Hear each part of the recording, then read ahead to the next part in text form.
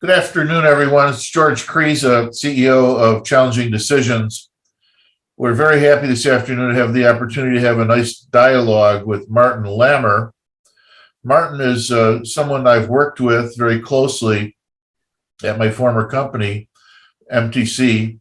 Martin was very much involved with our technology group and in charge of quality control. So as we unfolded our application over a period of a number of years, bringing it from a 3.0 to a 4.0 state of the world, which was a giant leap forward, Martin was very influential and involved in the evolution of the product.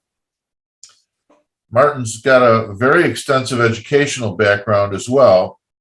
He has both a bachelor's degree in computer science and MIS, as well as an MBA, and numerous other credentials relating to both technology and business and entrepreneurship. So again, welcome, Martin, to our discussion. Glad to have you here with us. Thank you, George. Glad to be here. It's a real pleasure. I look forward to what we might term a fireside chat in old world terms. There you go. And you know, one of the things I like about you, Martin, among many, is you have a very inquisitive mind, and you're just always digging a little bit deeper than many do in terms of trying to understand the moving pieces. And while your career has been largely technology centric, at this point in time, you're really trying to turn your attention ever more towards, let's just say, senior business issues. So as we talked about getting ready for this discussion, there's a couple of topics that might be interesting, and Martin's going to introduce those, and then we're going to talk through them a little bit as we go. So Martin, what's your first topic of the day? Absolutely. Thank you. My first question or topic is, what's the number one item you love about your career assisting CEOs in engineering optimal solutions to the challenging decisions that they face each and every day? All right, it's great. It's a great question, because as much as CEOs are often viewed as power brokers, large and in charge, fact of the matter is a lot of what they do is very difficult and presents challenges to them that they may or may not have dealt with before, or they may or may not be ready for. And so, at some level, it's a very lonely job. And you are, in certain ways, it's like if you don't have enough of a senior team around you, and even if you do sometimes, you're a bit of a prisoner of your everyday world. And so getting clarity on making difficult decisions is really tricky. So what I love about getting involved, assisting CEOs, is to bring senior objectivity. So on the one hand, someone that's not directly involved in the day-to-day is often able to see things that the CEO might be missing or not weighting properly. So I try and be as incisive as possible when I engage with a CEO. And frankly, I'm often known as the guy that asks questions and makes comments that other people are thinking but are afraid to ask. So that senior objectivity is something I pride myself on. At the same time, I would say I often have you might describe a dimensionally different way of thinking about problems. You've heard the expression, haven't you, that you can't solve a problem with the same thinking that created it. And I think that's really true. And I can't say I know anybody, regardless of their rank, regardless of their years of experience, that is capable with just sweeping away their preconceived methods and ideas. Again, we live in a microcosm that we created in most cases. And so as a result of that, we may not even apprehend exactly where an issue is coming from. So I would say that's the starting point. Now, if you if you were to ask me organizationally, what challenges do CEOs have? Well, once again, there's plenty of challenges. You may inherit an organization, you may create an organization, but do you in fact have the right people in every job? And almost universally, we can say that people do not have the right person in every job. So, this thought process comes from a number of different business experts. I think one of which is Jim Collins, when he wrote the book Good to Great. And in Good to Great, he has the concept of get the right person on the bus and get them in the right seat on the bus. So you may have a really qualified person in a job that they are absolutely not good at. So that's another thing. And there's just so much power to the status quo. When you have a team already in place, that status quo is really, really strong. Can you think of any situations like that yourself, Martin, where you felt like there were teams that needed adjustment? Oh, all the time. Many places. A very specific example is not coming to mind immediately, but I do know there were people I have been with in old organizations elsewhere that it was actually, this instance that I'm thinking of was actually part of my MBA program. And there was one team member on the team in an organizational behavior class. And it was kind of humorous and coincidental that it was an organizational behavior class because his organizational behavior was inappropriate. I actually, for the first time in my life, had to talk to the teacher about him.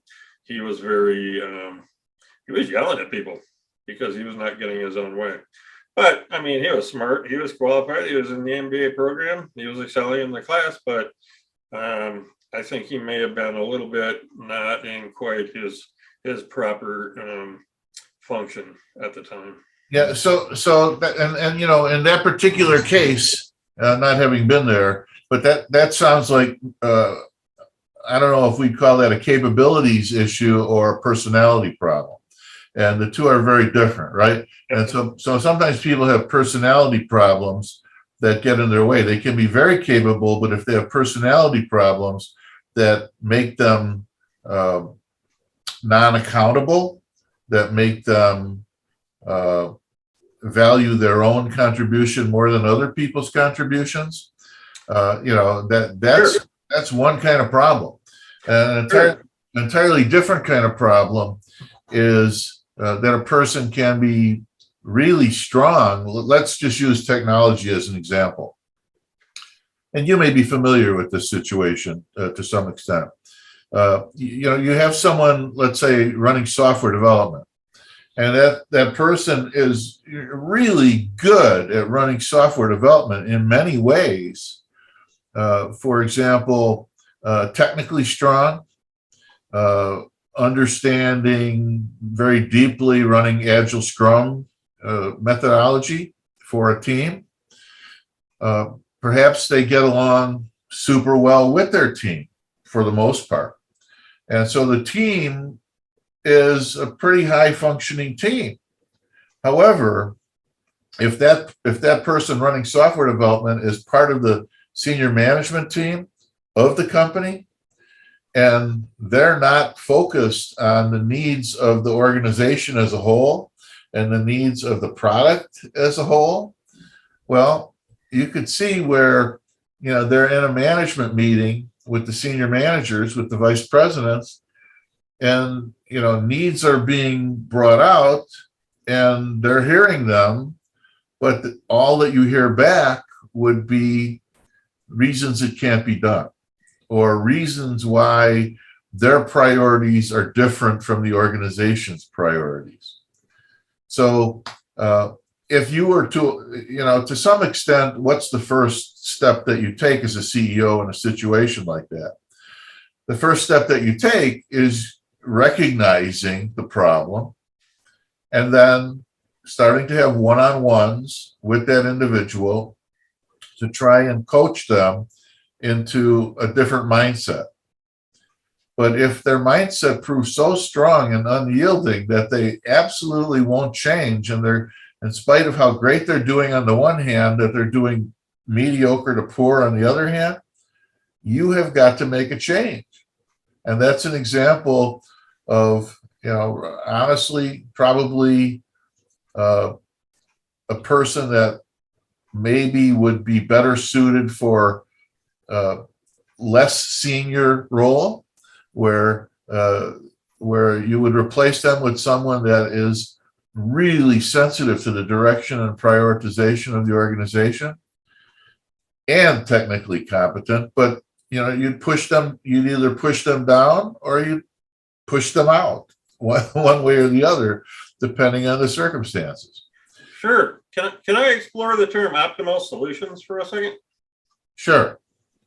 So I had a couple of questions came to mind when I was mulling over the first question in my head and listening to your fabulous answer. Thanks.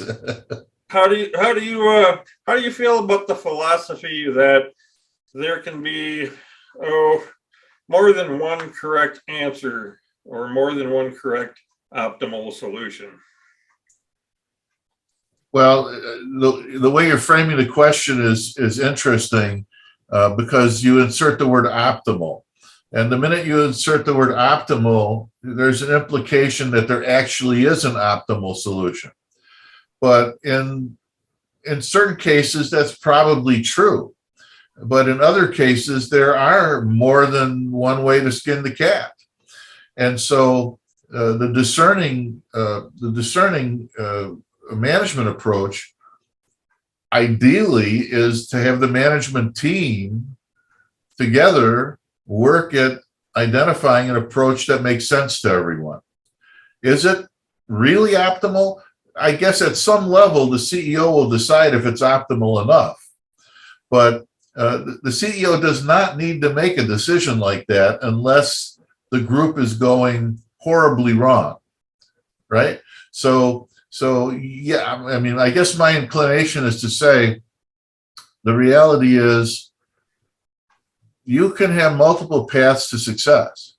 And I guess one example would be running a software, sticking with software as an example. And you'd know this better than I would, Martin, but there are 6 or 7 primary methodologies for building software. One is waterfall, one is Agile Scrum, and there's Extreme, and there's various primary ways of running a software development organization. And the one thing that I did, and by the way, I would say I had very little horse in the game, because at some level, that's the domain of the experts in terms of understanding what's really going to work in a given situation. But rather than simply say Agile Scrum, what I did as a CEO, I would say that I implemented Agile Scrum running underneath waterfall, because I found it to be more effective to have very clear big goals. And then I chunked those big goals up into quarterly goals. And those quarterly goals, I tried to make as extremely well defined as I could. Now, if you're just running straight Agile Scrum, that's a 1 week, or 2 week, 2 week, 2 week, 2 week, churn it out, churn it out, churn it out, churn it out. And there's not necessarily any cognizance of the high end goal. And so that's like, in my opinion, one without the other is a runaway train. Yep. Right. So, you could be doing Agile Scrum all day long and have the most mediocre product known to man or a woman. So So that's not the goal. The goal is to have very, very clear directional time, SMART goals, right? Measurable, specific, time-sensitive goals that you intend to get to that are going to move the needle. So this is the way I guess I would answer your question is the optimal method, the real optimal method is only known by whether you get to the finish line on time. Okay. Well, and I think what I was getting at maybe was it's not optimal or it's not the optimal solution until someone with the authority and the responsibility declares it as such. So there could be two CEOs sitting in a room arguing, and each one thinking their solution is optimal. Yeah, that takes us in a whole different vector. Okay. Well, no, that's an interesting one though, because some of my recent reading, there is some advocacy towards dual CEOs in organizations, that there's some advantage to dual CEOs. As long as they know when to yield. There you go. Then that's important. The goal of dual CEOs is divide and conquer. It's not to have tug of war. Cool. Ready for question 2, are you? Sure. Oh, by the way, I did have one other thing as an example about helping CEOs get to those optimal solutions. And it's this. Sometimes we look in completely the wrong place for the problem. Sometimes you think you have a people problem and it's a process problem. And it's interesting because, CEOs, not every CEO has an MBA. Yeah, in fact, you look at some of the most successful CEOs, people like Steve Jobs or Bill Gates, and there are probably a litany of them in the technology world where, they didn't go to B school and they didn't specifically and particularly study process design. And yet process design is at the heart of almost all companies. If you read a book like E-Myth, the whole concept of entrepreneurship, that's really serious entrepreneurship, is for you to have your whole business operate like a machine, right? And that machine is a designed machine. It's not an organic machine. It's a designed machine that you follow the process. So if you have a flawed process, you could say McDonald's or whoever, Popeye's Chicken, or whoever you want to talk about. And if the process is to cook the chicken for 7 minutes and they're cooking it for 9 minutes, you're going to have dry, burned chicken all the time. Is it the manager's fault or the person that said cook it for 9 minutes? So I don't know, but I'm just pointing out that in any business, and we had this situation once again in our organization where we went through a period where our processes were ill-defined, and as a result, we were managing large amounts of money moving through the system, and we had claims that we were processing. And we were vulnerable, like everyone is vulnerable at some level, to fraud and to people misrepresenting what they did or didn't sell and so on. And how would we identify that? We had a couple of situations that were runaway trains, once again, that went way out of control really fast. And they caused us to look at our processes. It wasn't the people that were doing anything particularly wrong, but the process was not well enough defined. Who is in the program? Do they qualify? Are they employed? So what is the sequence of events that you have to go through to pull someone into a program? And then as they submit their claims, how can you identify systemically and consistently that every key metric is being properly met? And so I bring this up because not all CEOs think that way. In other words, if it's not broke, don't fix it. Wrong. because sometimes when it breaks the back of the organization. So there's another skill that may or may not be found in a particular CEO. I agree entirely. And I'll move on to question 2. I just wanted to say I'm going to write down a little note, and maybe some days or weeks later we can have a separate discussion on the people problem versus the process problem as a separate discussion. So, next question. Let's see here. As far as the litany of significant challenges when working with CEOs, can you pick another one that you'd like to discuss? Sure. And this is a combination of culture and personality, which is this. Again, CEOs are used to being the CEO. And depending on your personality, it can make all the difference in the way you operate the company. And I will say this. I don't know if this is a problem that shows up in Fortune 500 companies, but it's certainly characteristic of smaller companies and entrepreneurial companies where, again, someone starts a company and they're in charge.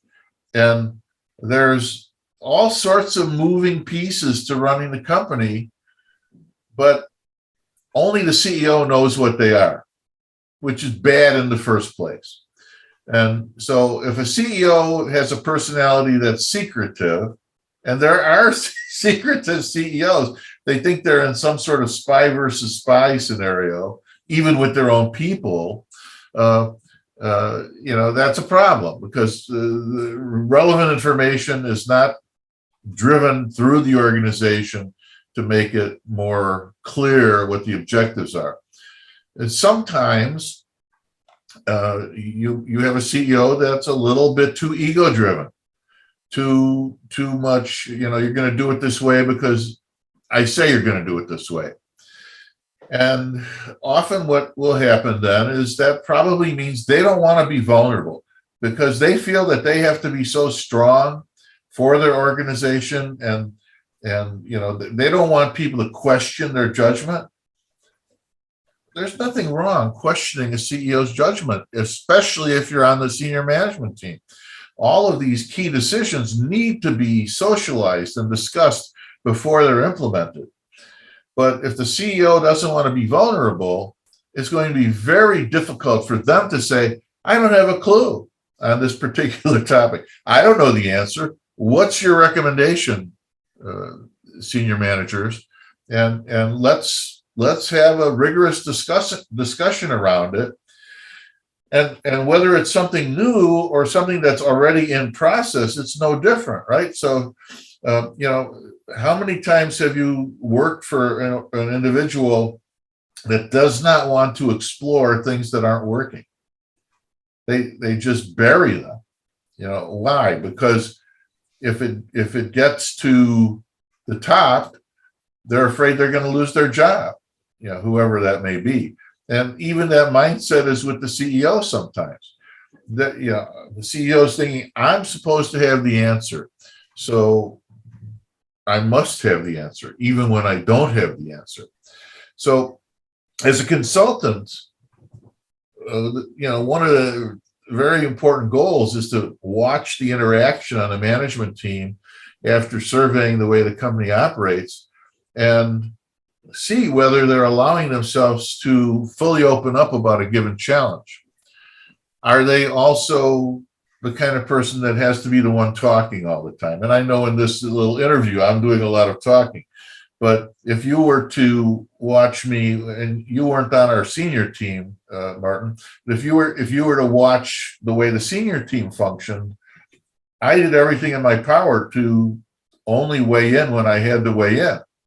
I might bring the issue to the table, but then I would studiously try to get every individual to just tell us what they really thought about how we should approach the problem. That means you have to be willing to stop talking and listen. And then as these various issues pop up, are you willing to ask deeper probing questions that get to the heart of the issue? You know, this is all related to philosophies of meetings. There are so many individuals in business today that feel like meetings are a waste of time, and meetings should be as short as possible because they're time inefficient. This is one thought process. That is not my thought process. If you have a key issue that's worthy of discussion, you need to take as much time as possible in order to discuss that issue. And you need to surface really deeply what everyone feels about it if it's a critical issue. And so time inefficiency is not the real problem. The real problem is getting to the source of the problem and identifying multiple actions that might work, and then filtering down to select a course of action that everyone buys into and says, boom, let's go. Okay. So if the CEO is not good at that, if the CEO is a dictator and not an orchestrator, you have a real problem. And then they may not even be able to see that they have a big part of the problem. So I have to put my hand up and say privately, let's go talk. Sure. So basically, normally and in a nutshell, CEO might start a company, be kind of a one-man band to begin with. And then he has to start hiring smart people around him to help run the company. Is there a secret, or what is the secret to or for CEOs who have trouble delegating to start delegating? Okay, that's two questions in one. They're both good questions. So the question is who to hire, and then how much can you delegate? Hiring is really difficult if you're not trained at doing it. And I think it took me a long, long time to get good at hiring. So let me just talk about that first. And I think eventually I got much better at it. No one is a perfect hirer. In fact, you may have heard an overwhelming majority of hiring decisions are made in the first 2 minutes of an interview, which is just ridiculous. But that is the way they go. And one of the things I learned as a very, very important hiring technique is featured in the book Top Grading. And in the book Top Grading, I can't think of the author's name, but it's a very comprehensive book on hiring. One of the most important things is to conduct what they call a SIDS interview. And a SIDS interview is a chronological, in-depth, structured interview. And I guess at some level, it's a little more difficult to do today because some of the questions maybe you would have asked in the past about compensation maybe are off limits or beginning to be off limits in society's thinking. The job should pay what the job pays, not what you were making before. But here's what a SIDS interview really amounts to. You need to be able to look at a resume and dissect a resume right there in front of the person. And if you want all the details on how you go about doing this, you probably ought to read the book. But I can tell you this: after I learned how to do this, I would have various senior managers walk a candidate in for me to do it like a final interview of the candidate, and then I would conduct my own SIDS interview. And without fail, I would find out things about this person that the hiring manager never figured out. You really want to have as clear an idea of who you're hiring as you possibly can. And it's not just the companies they've worked for. It's not just their education. It's the combination of both of those and their DNA and their behavioral habits. And then the other thing you find out about most resumes is, I don't want to call people liars, but let's just say people embellish their resumes. Almost everyone embellishes their resume to the extent where you can't really tell what job they actually have. If you listen to one really interesting aspect of this is people will say they're really experienced Excel users. And if there's any telltale thing about finding out who someone is, can they actually run Excel like a senior analyst person, or can they only, do at sum? So and that's just a trivial example, but up and downstream, when you really have got to figure out who you're hiring. Now, let's say we're over that hump. Let's say we have hired the right person for the job in question. I think you should delegate as much to that person as they can handle. Let's assume they are smart. Let's assume they are capable. Number one, yes, you should delegate, but you delegate after you agree on what the priorities are. One thing that I used very religiously, and I think I was rather unique in this, is I used mind maps for every departmental VP. And so I wanted to be able to look, when I was sitting with that VP, I wanted to be able to look at a glance and understand that they have 50 items on their dashboard or 75 items on their dashboard. And I'd want to be able to understand what were the 6 of them that they're working on right now. And so those would be the hot items or the red items or whatever. Things that were tranquility might be green and we weren't going to touch them. But myself and that manager are going to agree on the playing field, and we are going to agree on which are the hot button items they should be working on. And then I will continue to manage that manager during that period of time. So I hope that makes sense to you, because delegation does not equal abdication. Absolutely. Okay, so a follow-up question, George, is how does a CEO overcome delegation reluctance? Great question, Martin. And a lot of CEOs, especially newer CEOs, hold on too tight.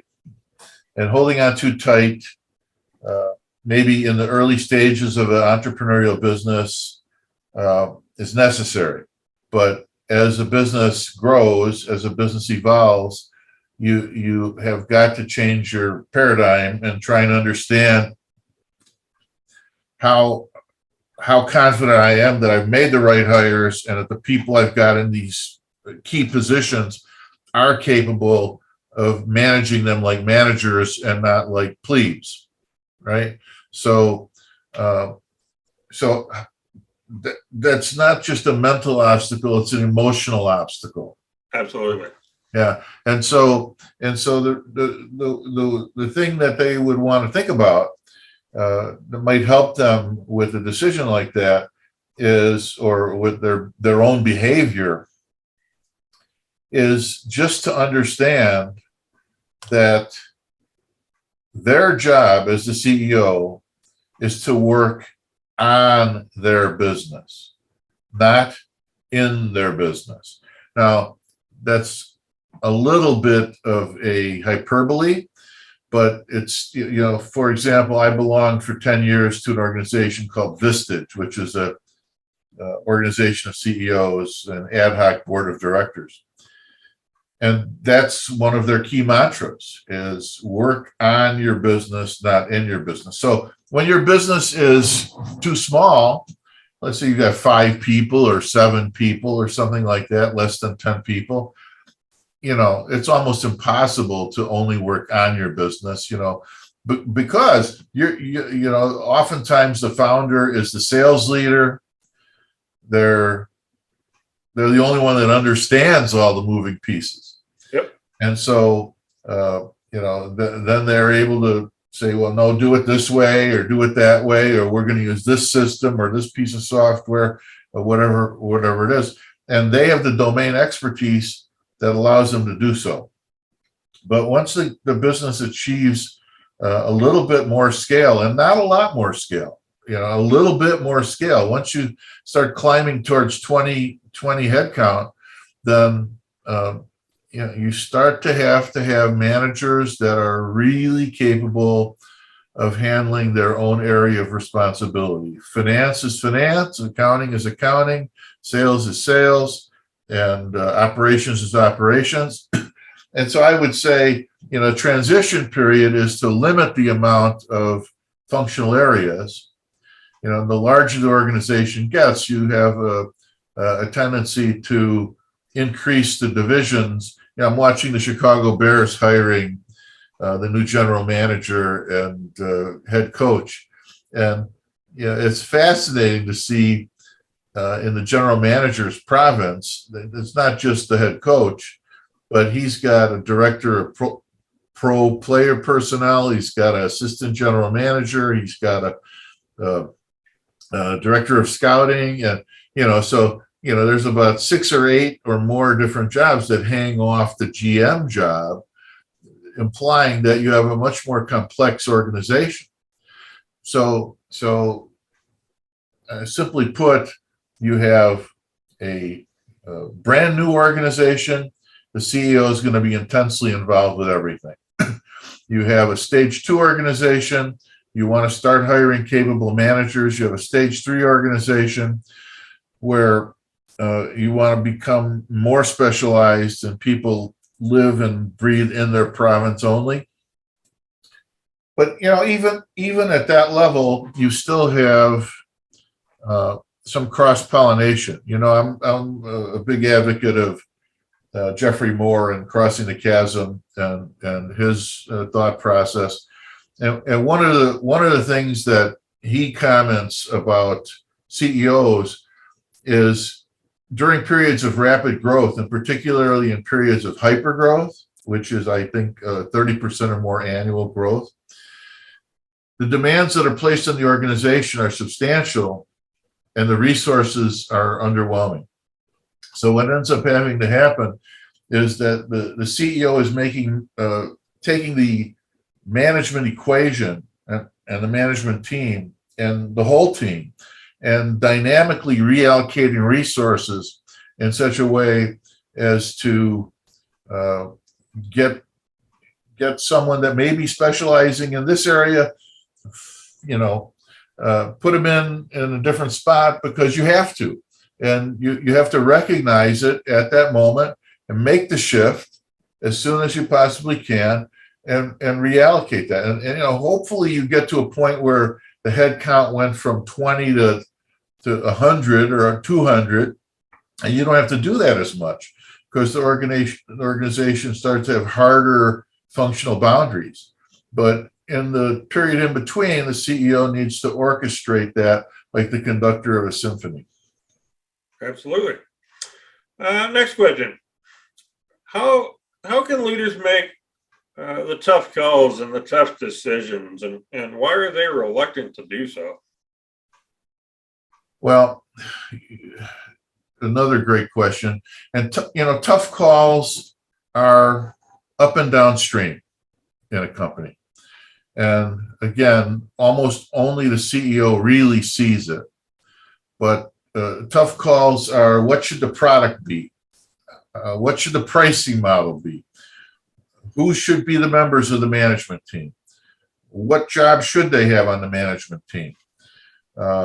How do I manage the difference between a tight working relationship, a close relationship with my senior leaders, and still hold them accountable? So let's focus on that aspect just for a moment. But we could go any of those directions, right? And let's just talk about people, because I think oftentimes managing people is the toughest thing of all. And one thing we'd have to say is You have some organizations where the VPs are modest, unassuming people that are all in. And I feel like we had a lot of that in our organization. But at the same time, you have people in the organization at the top levels that are, I don't know how to put it, power brokers, or they just want to operate the way they want to operate. And it's the CEO's job to make everyone operate in a harmonious way. So you're going to have conflict, and the CEO cannot run away from conflict. If you run away from conflict, you will run the organization into the ground. You create tremendous dysfunction among not only the senior management team, but tremendous dysfunction down farther in the organization. Because don't think that when two VPs are butting heads, don't think those are the only two people that know it.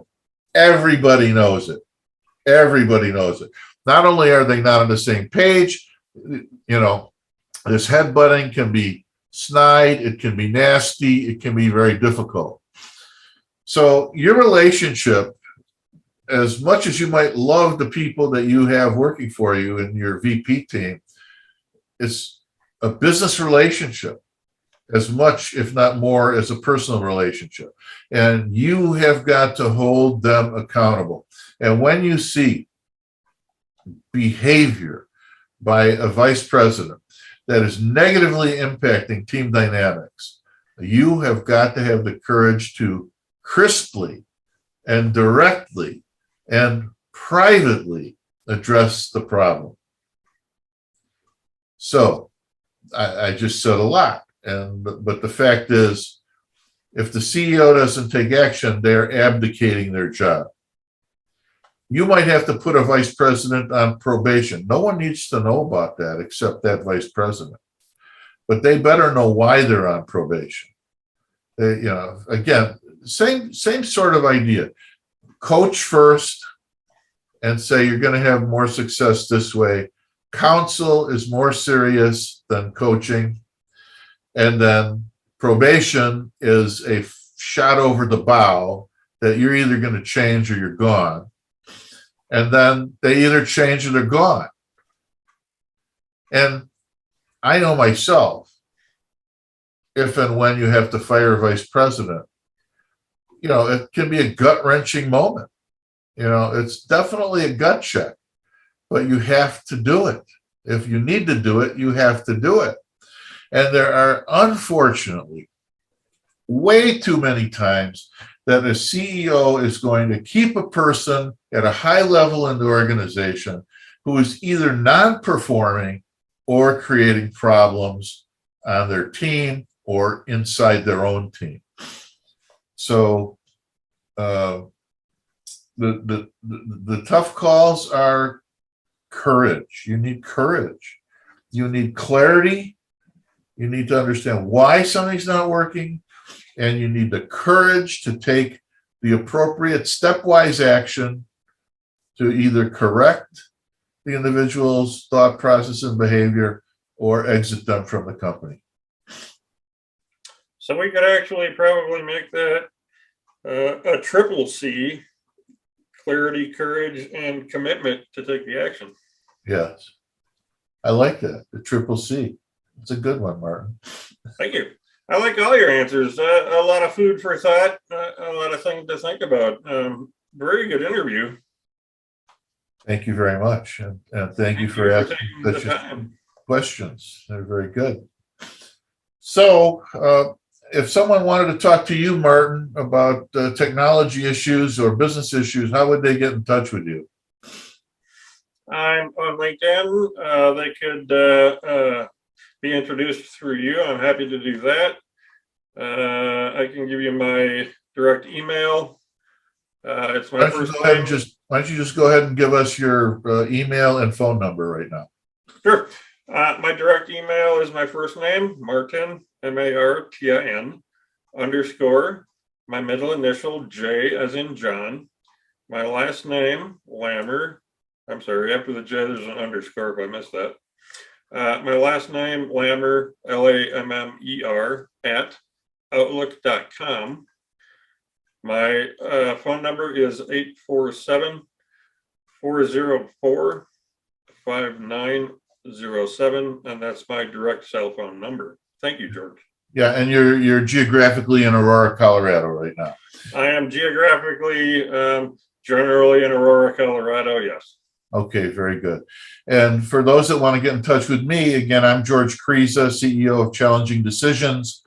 My email address is the word diamond, the number 1 at challengingdecisions.com, one big long word. You can call me at 312-320-7760. And I am also reachable on LinkedIn and Facebook and various other social media platforms. Great discussion, Martin. I'll look forward to having another one sometime soon. Thanks so much. Thank you.